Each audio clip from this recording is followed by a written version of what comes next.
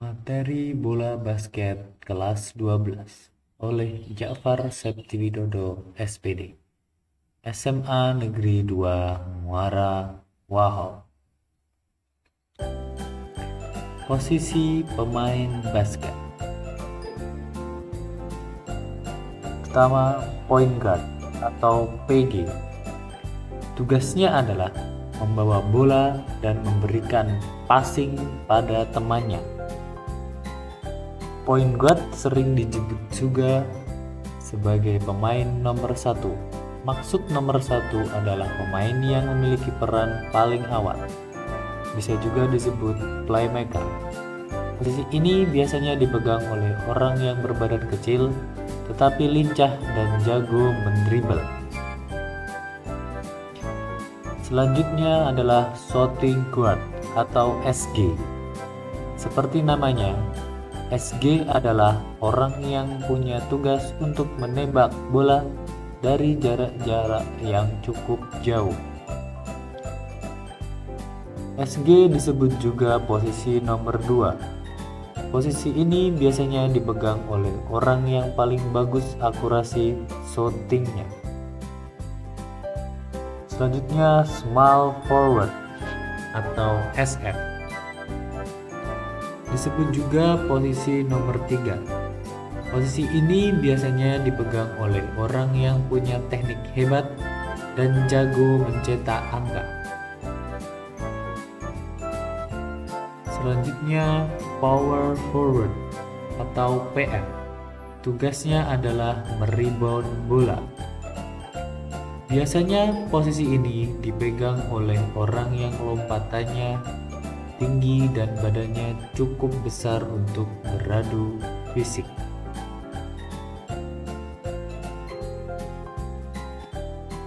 Selanjutnya adalah center atau C, tugasnya di pertahanan dan penyerangan. Biasa center disebut juga sebagai posisi nomor 5.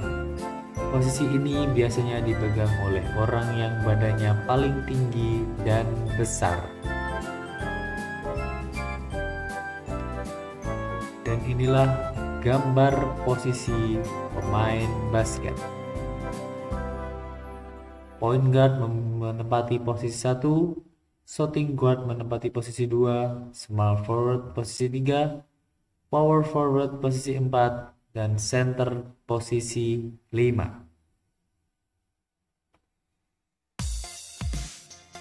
Istilah posisi pemain basket. 1. General floor. General floor yakni istilah yang sering digunakan untuk menyebut para guard, terutama point guard yang menjalankan tugas untuk mendistribusi bola dan taktik serangan. 2. Wing.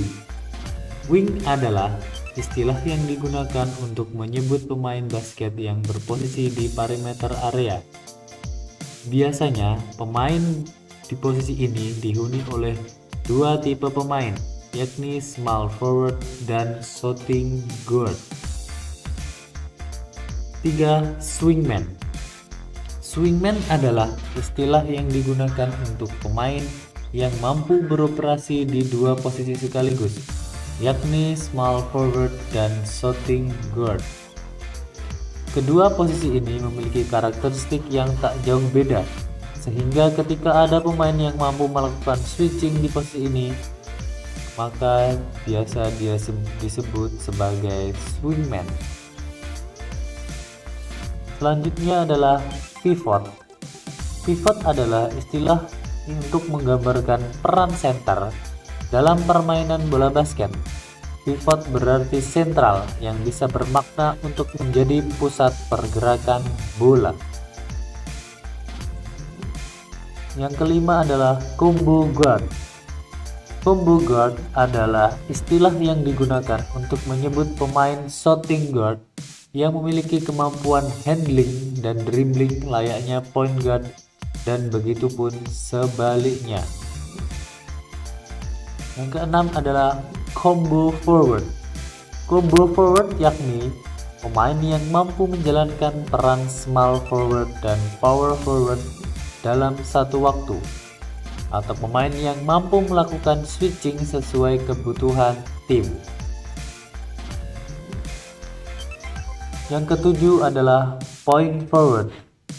Adalah pemain depan atau front court yang memiliki kemampuan playmaking layaknya point guard. Selain mampu menjadi finisher yang handal, pemain ini juga harus mampu melakukan umpan dengan akurasi yang baik.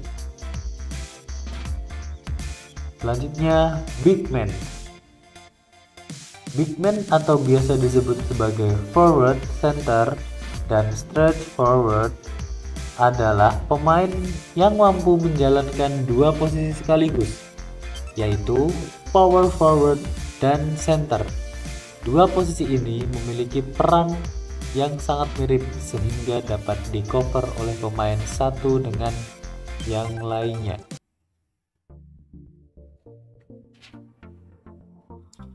Selanjutnya adalah peraturan bola basket. Aturan dasar. Yang pertama, waktu permainan. Bola basket sendiri terdiri dari 4 babak. Menurut FIBA, waktu bola basket adalah 4 kali 10 menit. Menurut aturan NBA adalah 4 kali 12 menit.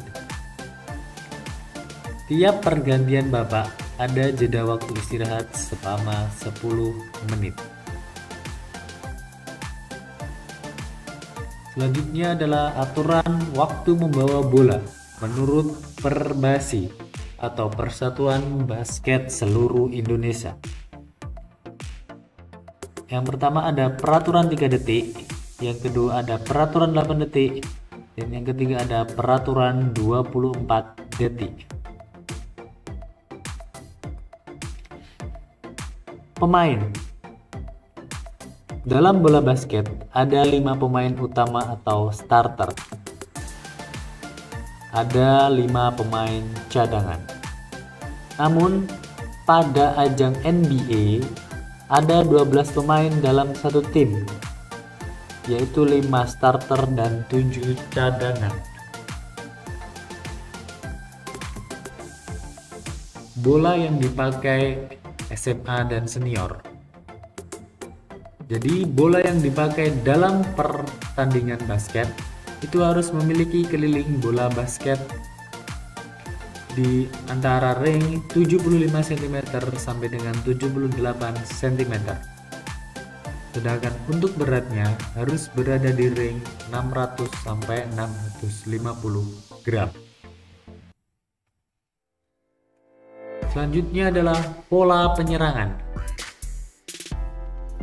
Merupakan rencana penyerangan yang bertujuan untuk membentuk atau membuat serangan yang lebih tajam, terorganisir, bervariasi, dan semakin baik. Macam pola penyerangan dalam bola basket, yaitu ada 4. 1. Penyerangan bebas, penyerangan kilat berpola, penyerangan berpola. Penyerangan bebas adalah penyerangan tanpa bola yang sangat bergantung pada penguasaan teknik, kemampuan taktik, dan kesempurnaan fisik dari setiap anggota regu. 2. Penyerangan kilat. Dasar dari penyerangan kilat adalah 2 atau 3 kali operan harus sudah melakukan tembakan. Yang ketiga, penyerangan kilat berpola. Serangan kilat berpola dimulai dari situasi-situasi tertentu, misalnya dari bola loncat, lemparan ke dalam, maupun setelah bertahan. Yang keempat adalah penyerangan berpola. Penyerangan berpola adalah penyerangan dengan mengatur setiap anggota regu, di mana semua anggota regu mempunyai tugas-tugas tertentu serta jalur gerakan masing-masing. Dan arah bola pun sudah ditentukan dengan pasti sehingga lebih teratur sangat menghemat tenaga. Nah, selanjutnya adalah jenis-jenis penyerangan kilat. Yang pertama, set offense adalah serangan yang direncanakan dan dibangun dari awal sampai penyelesaian akhir. Selanjutnya adalah fast break. Serangan yang dilakukan secara serentak dan cepat sebelum lawan sempat membuat pola pertahanan. Ini adalah pola reverse atau 2-3.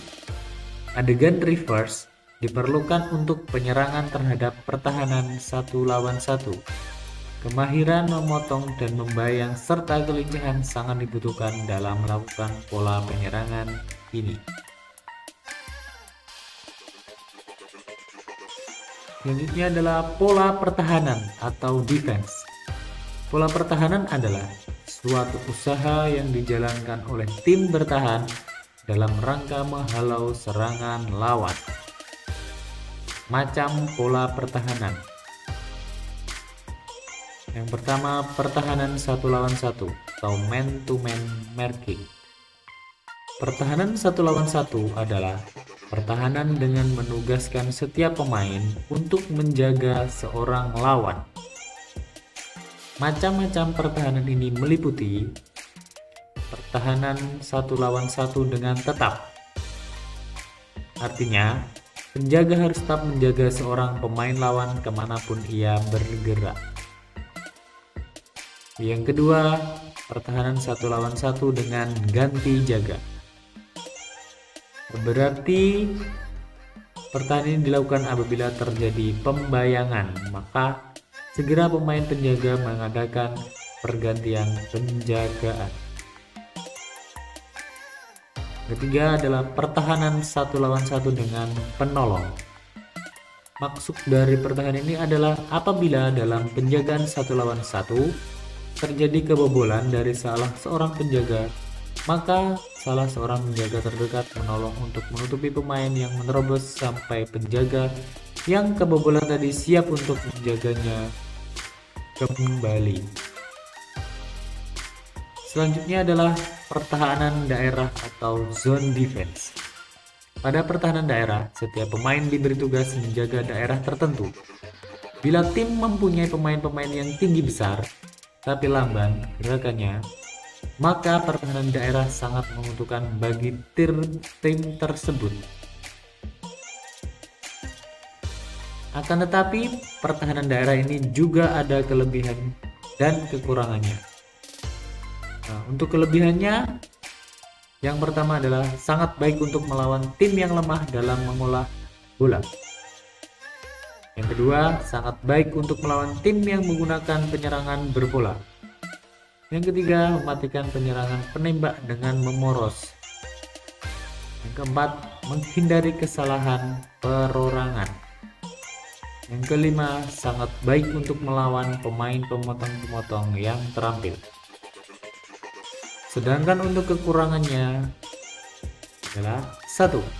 Apabila lawan menggunakan pola penyerangan kilat,